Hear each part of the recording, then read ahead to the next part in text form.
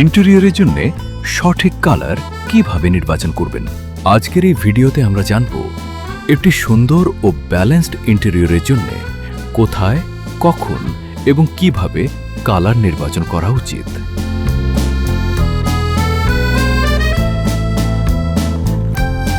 লিমার্স interior presents সঠিক তথ্য, নিরাপদ বিনিয়োগ। অনেক সময় আমরা শুধু পছন্দের রং দেখেই দেয়াল বা ফার্নিচারে কালার নির্বাচন করি, কিন্তু ইন্টেরিয়রে কালার সিলেকশন শুধু পছন্দের বিষয় নয়, এটা পুরো স্পেসের সৌন্দর্য, আলো এবং পরিবেশের ওপর সরাসরি প্রভাব ফেলে। ঘরের সাইজ, প্রাকৃতিক আলো, ফার্নিচারের রং এবং স্পেসের ব্যবহার সবকিছু বিবেচনা করেই কালার নির্বাচন করা উচিত।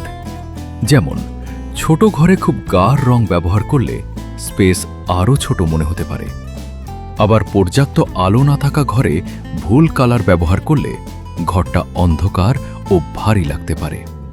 তাই শুরুতেই ঠিক করতে হবে ঘরের মূল কালার কি হবে, কোন জায়গায় অ্যাকসেন্ট কালার ব্যবহার হবে এবং ফার্নিচার ও দেয়ালের রঙের মধ্যে কিভাবে ব্যালেন্স রাখা হবে। আর শুধু ট্রেন্ড দেখে নয়, আপনার ঘরের আলো, স্পেস এবং জীবনযাপনের সাথে মানানসই কালার বেছে নেওয়াটাই সবচেয়ে গুরুত্বপূর্ণ। কারণ সঠিক কালার শুধু ঘরকে সুন্দর করে না, ঘরের পুরো পরিবেশটাই বদলে দেয়।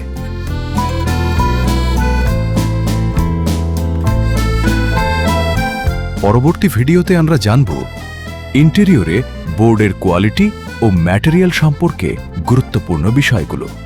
আরও আপডেট পেতে আমাদের ইউটিউব চ্যানেলটি সাবস্ক্রাইব করুন এবং ফেসবুক পেজটি ফলো করে আমাদের সাথেই যুক্ত থাকুন। লিমার্স ইন্টেরিয়র প্রেজেন্টস সঠিক তথ্য, নিরাপদ বিনিয়োগ।